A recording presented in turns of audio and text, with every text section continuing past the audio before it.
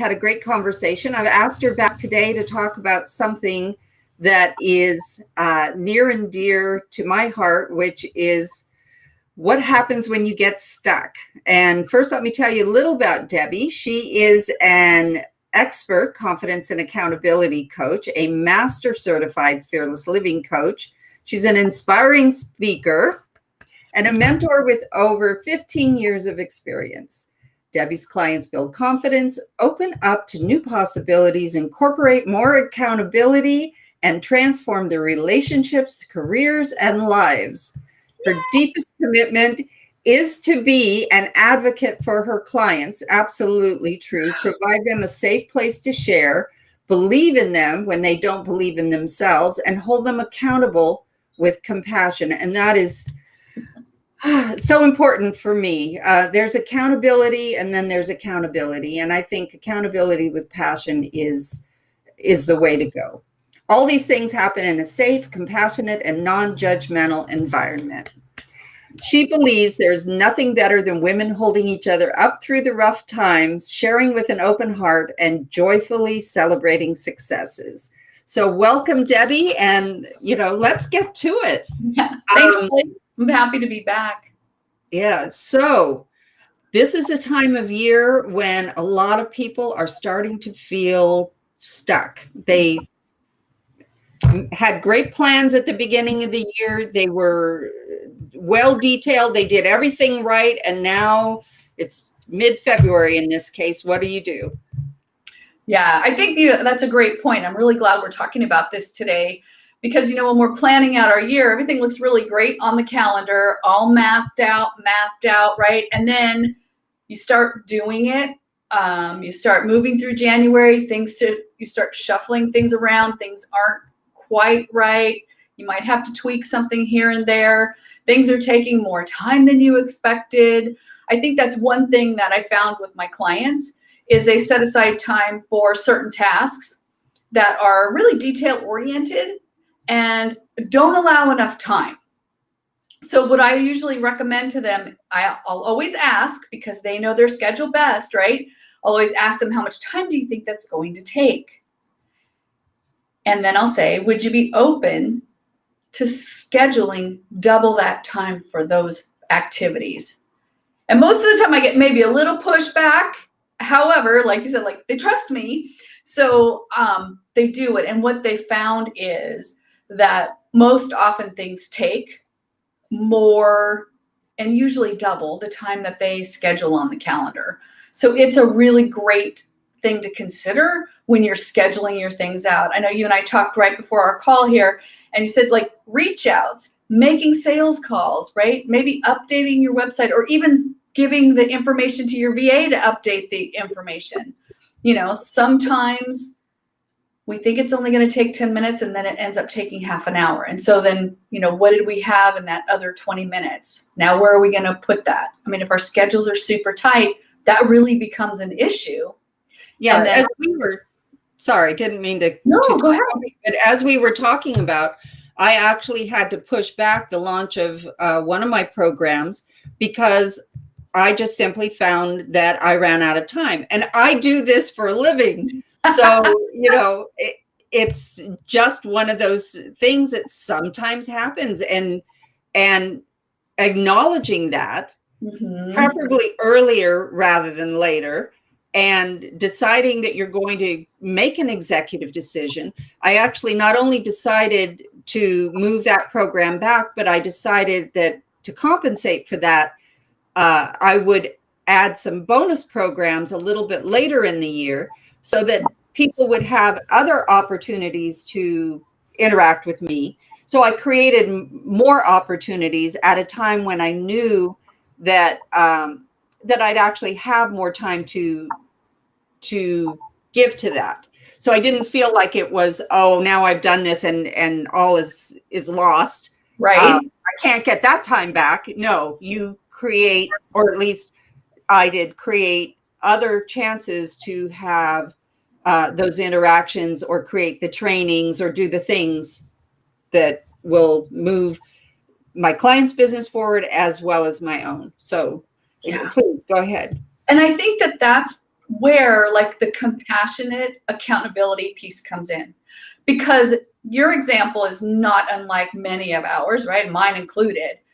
And it's when we can look at it, make a really conscious decision about moving things around without beating ourselves up, without feeling like we're failing, right? That's the compassion part. Okay, great.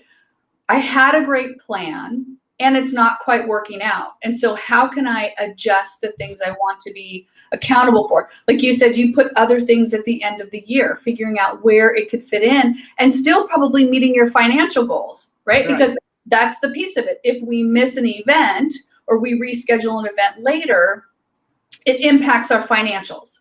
And so how do we want to still be accountable and responsible to not only earning a living, because let's be honest, that's why we're in business, but the other important part is to be able to provide quality resources and to serve our clients in the best way we can, and to give them really great value and to build our trust with them, to build more resources for ourselves, and to get more clients through referrals, which is the very best way to get new clients. You're absolutely correct. I wouldn't feel right if I were providing my clients with less than, not that I'd even promise them, but then I'd promise myself. If I'm trying to rush through something and I simply don't, I'm not giving it the attention I think it deserves, I'm not doing myself a service and I'm not doing my clients a service. So I think that's a huge, huge point. And I absolutely agree about the compassion. And let's talk about that for a minute.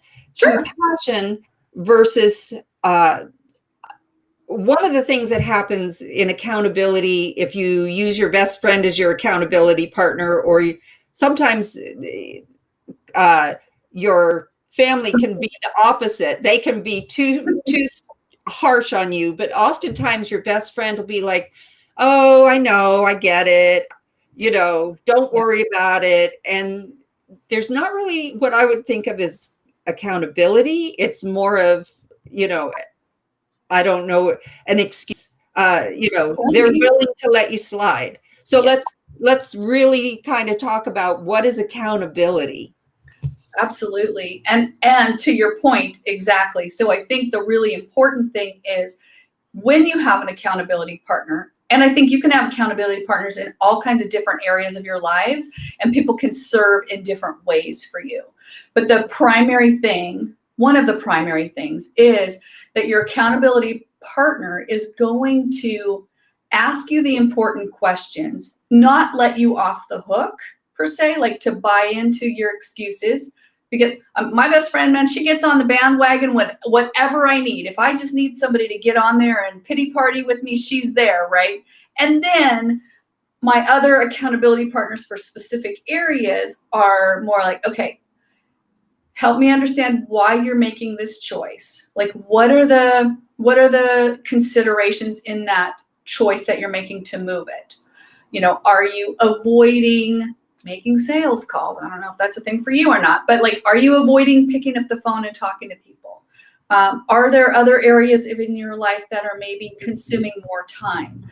The pandemic's taken some toll on some people too, right? So are you taking care of yourself? Because that could be a reason why people move things around too. And having the compassion and the empathy to ask those questions is key. So really asking, is this an excuse? Because it's okay to just call it out, right? A really great accountability partner is not going to be afraid to ask you the hard questions. So you want to be really mindful of the people you're choosing for your accountability. I 110% agree. It doesn't do either side of it. Having somebody who holds your feet to the fire when frankly you don't deserve it. You've been pushing and doing all the things, but you've miscalculated. Things come up, and again, course correction is a constant. It's not something where you create a plan, you execute the plan, to perfection. If that happens, it's the exception. It's not the rule. Typically, no matter what your plan or no matter how well thought out it is, you're always going to have to make some course corrections, modify some things. Some things work, some things don't. You think, oh, I've got this brilliant idea. It's going to, blow up the world. Everybody's going to cheer and bow at my feet. And then it's met with crickets.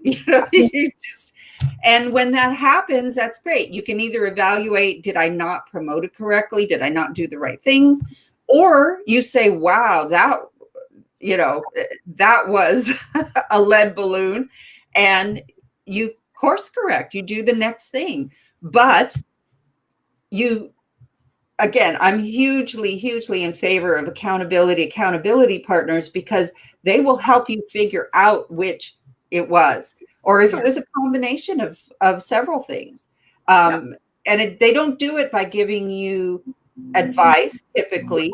Sometimes they can give you suggestions, but mostly it's like, so why did that happen? How did this make you feel? What were you, what was it that, avoiding sales calls is a perfect example. Well, so and there's a lot of reasons. There are a lot of different considerations. There are a lot of, sometimes the weather, let's think about like the weather, right? Right now, they're having a horrid ice storm in so many parts of the country, right? People are not, they're worried about taking care of themselves right now. And so when we plan things, right, we don't necessarily take into consideration those kinds of things, right? Because we don't know that it's coming, and, planning around holidays. Maybe the business that you're in has a different cycle than other businesses. I know I used to be in the landscaping business. And as soon as the holidays rolled around, like in November, everything dropped off until March, April, right? So but I didn't know this until I was in business for at least 3 years that I noticed that cycle. So sometimes we just don't know. And we can use the wise counsel, right, of other people who are in the business, if they're willing to share those kinds of lessons with us, which, is what you're doing here, Kelly, is to share the information so everybody can make their decisions based on a lot of experience that we all share, right? That's right. Exactly. You get the benefit of people who have gone before. So let's use not your landscaping business, but your landscaping business as an example. One of the things that I know that some landscaping companies have been super successful with is when they realize that their business drops off, they send out flyers saying, hey, we will hang your Christmas lights and we will bring them down in January, and just give us a call. But it gives them that opportunity to continue to earn some money during that period of time. And that's one example, and it might not be the right one for every landscaping company, but it's a way it's something that you might not think of on your own. But if you've got an accountability partner, if you've got the right counsel, people who have gone before, you may find that you can weather some of these storms by, I'm hesitating, I'm trying to work around using the word pivot. So I'm doing everything to say that word, but I'm going to use it now. You can pivot your offerings to suit the needs of your clientele. And it may not be something, let's talk a little bit about the tunnel vision that we get when we're in our businesses and how other people can help us get unstuck. Yeah, I loved your example, by the way. And we did gutter cleaning. There you go. So, I think one of the things is, as solopreneurs, right? Sometimes we spend a lot of time alone and not having conversation with people to get those additional ideas and thoughts and to get our minds going.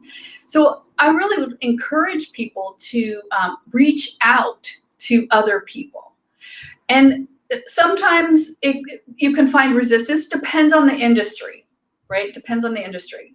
Seek out people who you know who are currently in the business, maybe have been in the business before, or maybe know people who are in the business and can give you a personal introduction.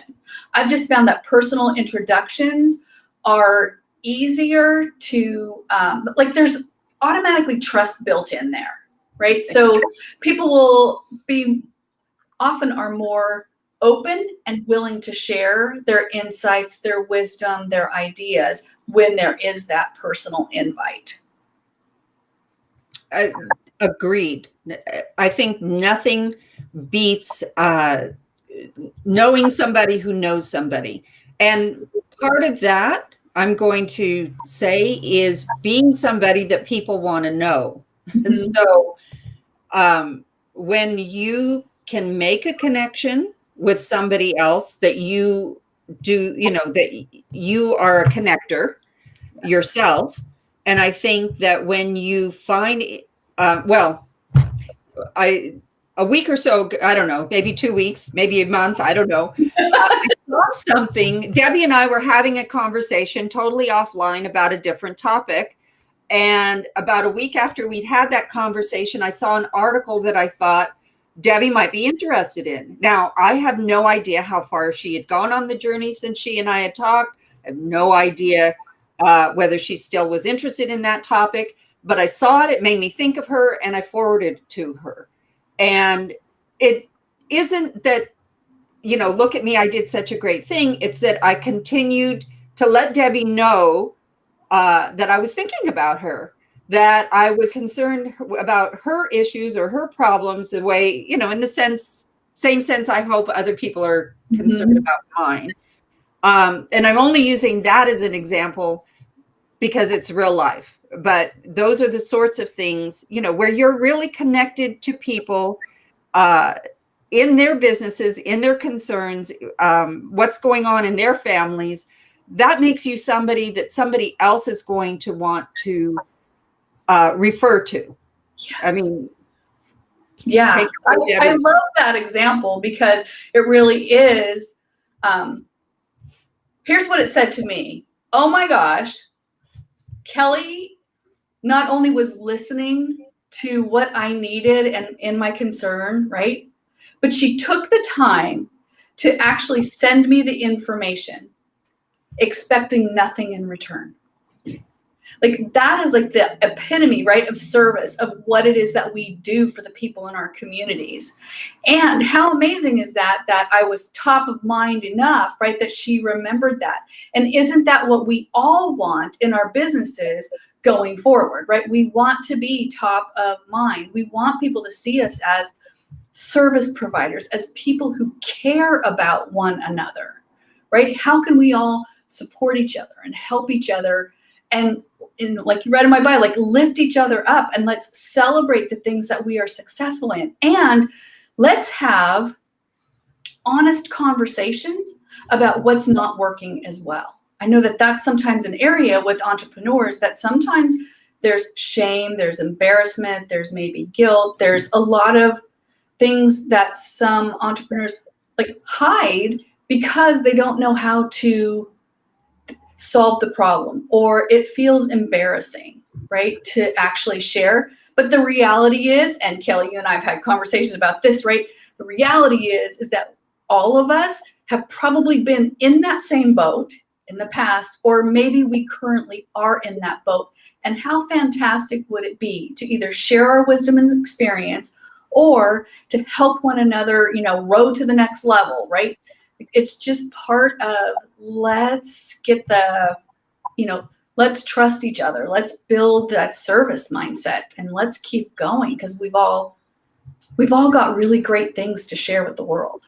Exactly. I think we all want to appear to the outside world as successful and, that we're in charge and that we know what we're doing and all of that. And all of us, with no exceptions, all of us have had self-doubt, have had areas where we're not the expert. And Yeah. I talk about my area, which is helping people with really the business of their business. You may be a marvelous yoga instructor. And I don't know why I always pick on yoga instructors, but it's my go-to example. But you may be an amazing yoga instructor. You may be fabulous at what you do, but chances are no one ever taught you what you need to do to run a business. That's not your concern. That's not something that ever, you didn't go to school for it. You didn't learn it at home. You didn't learn it in high school, and probably didn't learn it in college unless you specifically went to, learn business administration. So in truth, if you can't be held accountable for something you were never taught. You just cannot. So seeking out help and information to get you to, I'll say, mastery of how to run a business is smart. But because we all want to appear competent and in control, and particularly about issues like money or anything connected to that, it becomes really difficult to be vulnerable in those areas. So I think having a community, which is again a big topic that we talked about last time, but having a community, having an accountability partner, being part of a mastermind group, doing those things is truly what's going to help you your business blossom and help you create a strong foundation. But I'm going to get off my soapbox in a moment, but I really but I really want people to hear you absolutely shouldn't feel that you should know something you were never taught. I mean, and most of us weren't. Yeah. And we get the opportunity to ask and to explore and be curious and find answers or resources to help us be successful. There is no shame or embarrassment in that. And I think, part of it really is about transparency and about being open, right? And when we start setting the example and demonstrating what that looks like, it helps other people trust themselves and to trust the other people who they're surrounded by in sharing those things. Because it's when you build that trust, then, compassion comes in, empathy comes in, broader sharing comes in when people start trusting. And it's really one of those kind of amazing things. And I know there are a lot of people who they'll say they have trust issues, right? And oftentimes it's because we don't trust ourselves. Not necessarily that we don't trust other people, because when we fully trust ourselves, we make really solid decisions. And then we know whether it's a good thing or maybe a not so good thing, or maybe it's riskier than something else. But it really is about building up our own inside trust and listening to our intuition. And I just, I love the conversation about accountability partners. It's about being accountable to yourself. What commitments are you making to yourself? How are you showing up for yourself? What's the benefit of doing that? Again, I think it all just comes down to people often come to me because they want more confidence. And one of the things that I know for sure is that accountability is the thing that leads to more confidence. And so practicing saying what you're going to do, making a commitment to that, sticking to the commitment regardless of the circumstances. I mean, like we talked about, there might be adjustments that need to be made, and that's life. Right?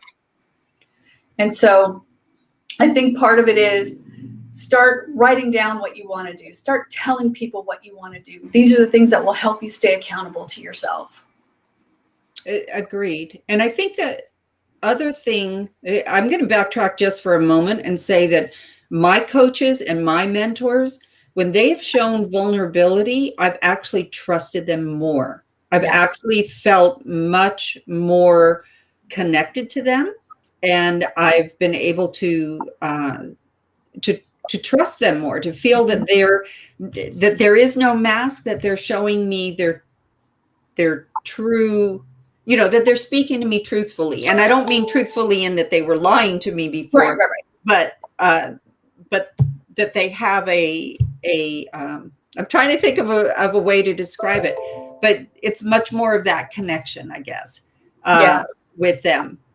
And I found that when I talk about and share about my own experiences, it draws people in a whole new way and at a different level. It builds, like you said, the trust, but that sharing of like intimate things.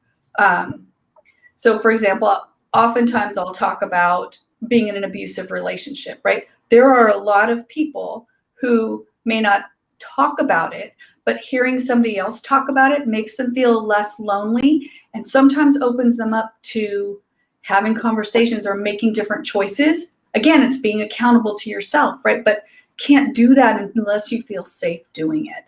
And so I absolutely agree with you, Kelly. Like when the leaders that we follow, when the mentors that we trust share, it creates a stronger level and deeper level of trust. And so I think that that's really a key thing for many of us in the work that we do in serving our clients. I absolutely love our conversations together. And I'm going to ask you to come back and join us again in a few months so that we can continue this conversation and get even more insights, because this is really, this is not the dollars and cents of running your business, but this is what will create the foundation that will help your business achieve the dollars and the cents. I mean, you can learn how to make a sales call. You can learn how to do marketing. You can learn how to manage your finances. And those things are all important. But if you don't learn to make the customer connection and you don't learn to find your board of directors, which is what I always think of, your community, your mastermind, your accountability partners, if you don't do that, you're limiting your growth. And that is, to me, one of the skills that's often overlooked in running a business, is having that kind of support around you. So I'm super excited about having this conversation today, and I really want to continue it very soon. So thank you so much, Debbie, for being with us today. You're welcome, Kelly. Thank you for having me.